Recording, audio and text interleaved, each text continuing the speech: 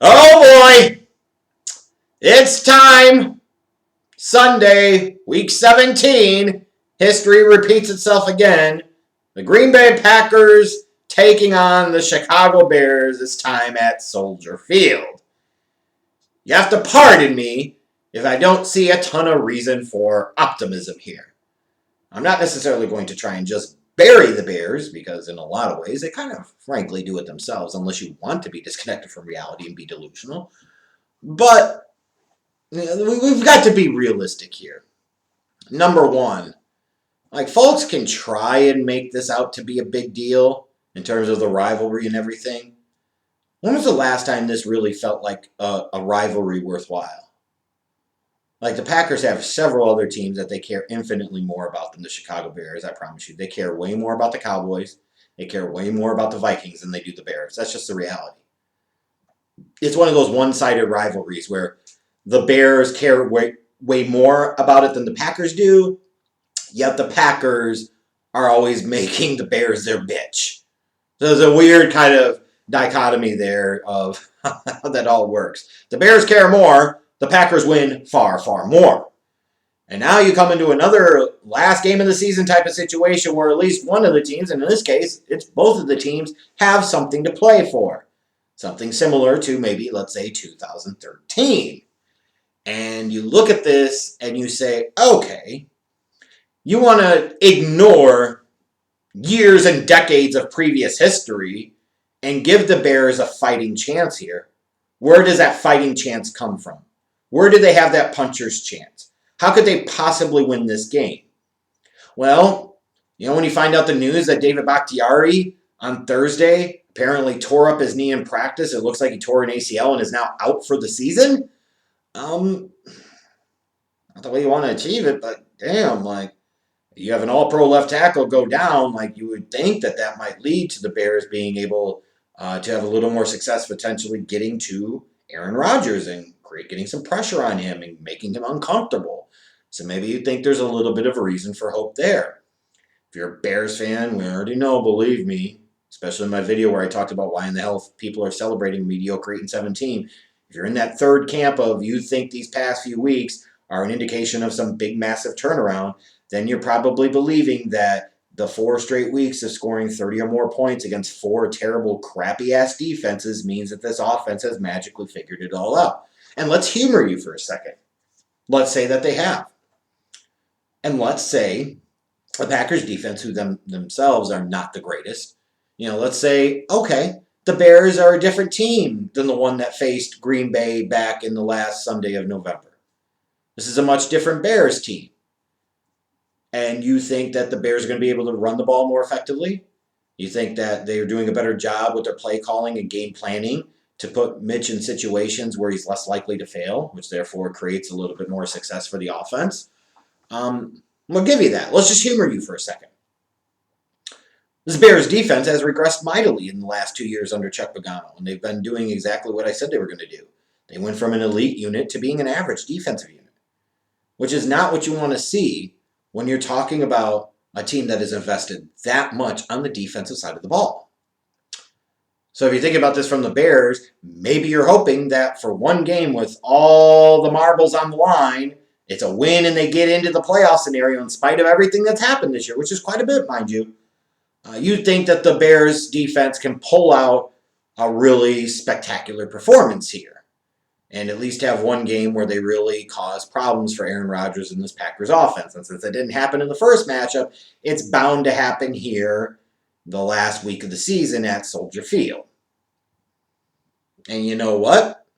Anything can happen on any given Sunday. You're absolutely correct. At the time of me recording this, it's actually Thursday night, but it'll be up on the channel Friday. Didn't expect Bakhtiari to tear his ACL going into week 17, but it happened. Like in this year of 2020 and this year of COVID, who knows what the fuck else is going to happen? And even as we turn the calendar technically to 2021 starting on Friday, you're still talking about it's the 2020 season, so we still have to associate with that and say, who knows what the hell could happen in this wild, wacky, crazy year. That's true.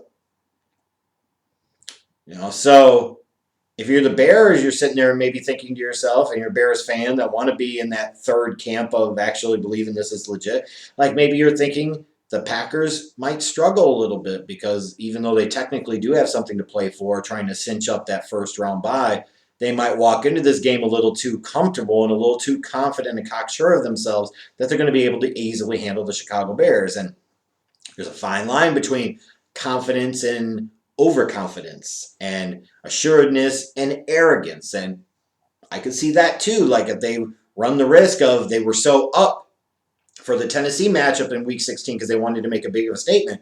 And by God, they did, for sure, especially with the running game. You maybe think Week 17, hey, maybe they're going to take the Bears a little lightly. And that could certainly happen. So to sit there and say there is absolutely no chance or no way in hell that the Chicago Bears could find a way to win this game on Sunday, that would be false. They absolutely could.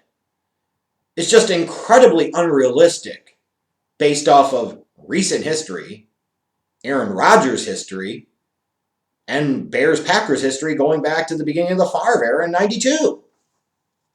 It's unbelievably unrealistic. And, as some of these Bears fans are thinking about, like, their offense played so much better the past 4 weeks, and they won 3 in a row here, like, they're doing really good. Like, they could certainly give the Packers the old 1-2 and give them the old roar and play some Bears football. Are y'all forgetting that they kicked the Bears' asses just a few weeks ago? Like, they just beat him a little bit. They beat that ass in Week 12. Like, that was an embarrassment. And it fascinates me when I've seen some people trying to defend Mitch and talk about what he's done in the past 5 weeks. Like the numbskulls that are saying that he's been better than Deshaun Watson the past 5 weeks. No, he hasn't. And Watson has lesser weapons around him than Mitch does. And Watson hasn't played the crappy level of defenses that Trubisky has. But even with that, Watson still has more passing yards, much higher yards per attempt, much better touchdown to interception ratio, more rushing yards. Like, you can go on and on and on. But we're forgetting that people bringing up that Green Bay game, that was all garbage time, you idiots. It was 41-10 at the end of 3. The Packers stopped giving a crap. They didn't care. The Bears gave up 34 points with their defense in the first 3 quarters. Remember the other touchdown was Preston Smith, I think it was. Fumble recovery on Mitchell Trubisky, taking it to the house. Like, even if you want to buy in and believe in the fact that this offense might be a little bit better, maybe you're right. I certainly think the play calling and the game plan has been better the past month or so, independent of who the opponents and their doo-doo-ass defenses that the Bears have faced. Like, there's something fundamentally and structurally better about this offense. I agree with you. But against the Packers, that takes them from scoring maybe 10 points where it really matters to 20. Meanwhile, the Bears gave up 34 points defensively in 3 quarters last time around in a primetime featured pressured spot. And the Packers would have put up 50 on them if they actually had a reason to have to play all 4 quarters. Like, context is incredibly important here, people. And last time I checked, unless something dramatically happens between now and Sunday, freaking AR-12, Aaron Rodgers, is going to be on the field for the Green Bay Packers, so that's immediately a 2-touchdown advantage. At a time where the Bears' defense is not playing well. And you say, well, they did well against the Texans. That barely even counts. Deshaun Watson had absolutely nobody around him. Get real. You want to talk about the Jags? It was a 10-10 game right before the Jags intentionally gave the Bears a field goal right before the half.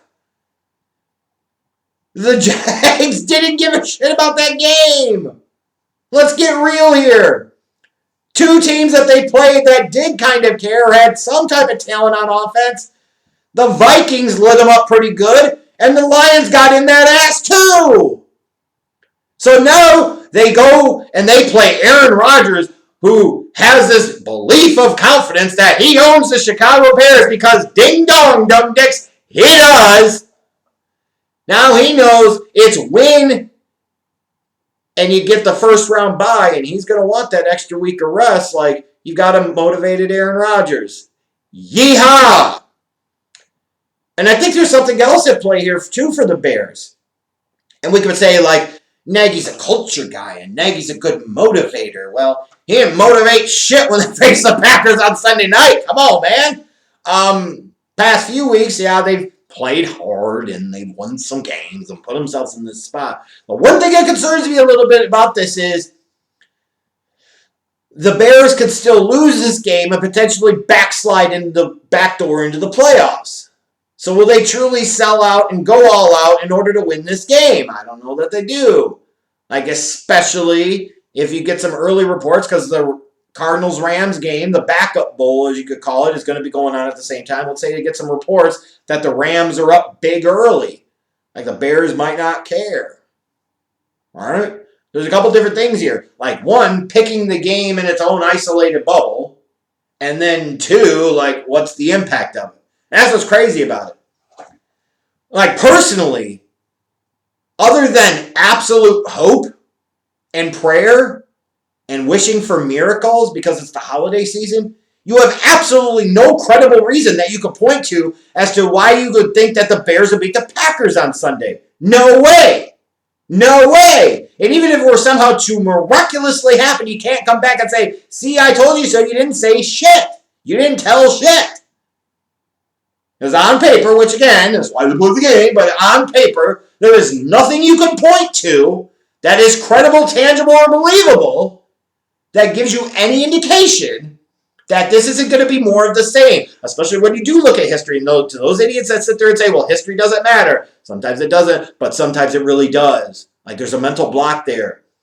You know, and there could be stigmas attached and karma attached and etc. Like, you know, remember that 2013 last game of the season? Winner wins the division, makes the playoffs. We all remember what happens there. Pick up the damn ball, Anderson! Yeah, let's just leave Randall Cobb streaking down the field on 4th and 8 because why wouldn't you do that? Remember 2010, last game of the year? Bears didn't give a crap. Their offense did nothing. That's a recurring theme. And they let the Packers win so the Packers could get into the playoffs. That worked out really well coming NFC Championship game time, didn't it? 2006, was that the New Year's Eve or New Year's Day game? I think it was a New Year's Eve game, if I remember correctly, where Rex in the paper after the game admitted that he didn't prepare well, and the Bears got beat by the Packers. Like, it's just a recent karma here that indicates that this is just going to be more of the same. And when you look at the matchups, it's going to be more of the same. Like, the Bears have some weapons on offense. They do. Mitch is playing a little bit better. Somewhat. The Bears are doing a better job of staying away from his deficiencies, which, again, is an indictment of Matt Nagy more than it is anything else. But I'm sorry. Like, I'm looking at this. This is like a 34-19 type of Packers victory on Sunday. Like, the Packers want to win and get that first-round bye and have home field advantage in the NFC playoffs, and they want to have the playoffs and the road to the Super Bowl run through Lambeau. You really expect them to go out there and lay flat on their face when they just spanked the shit out of the Titans last week, 40-14? Oh, and now they're starting to utilize A.J. Dillon. So now you got Jones and Dillon. You got a two-headed monster in the backfield. Yippee! Uh-oh. And the Bears were struggling to stop the run at times last week against the Jags. As much as Aaron Rodgers is going to light them up, because you might not have Jalen Johnson. You certainly probably won't have Buster Screen. You might not have Deion Bush. So several starters from that secondary might not be playing on Sunday. You know, now you're talking about the Packers could torch the Bears on the ground in the running game. Packers are winning this game. Be realistic, folks. Something would have to go tragically wrong for them to not do that on Sunday. I think the bigger thing will be whether the Cardinals win on Sunday or not. Like, that'll be the thing that's much more up in the air. Nah. I know you want to believe, Bears fans, and you want this time to be different, and some of you have bought in hook, line, and sinker. And you said, we're not, they're loud! Aaron Rodgers is going to bend you all over and go, yeah, yeah, yeah, ha, yeah, yeah. Who's your daddy? Aaron Rodgers, when it comes to the Bears, you've always been their daddy.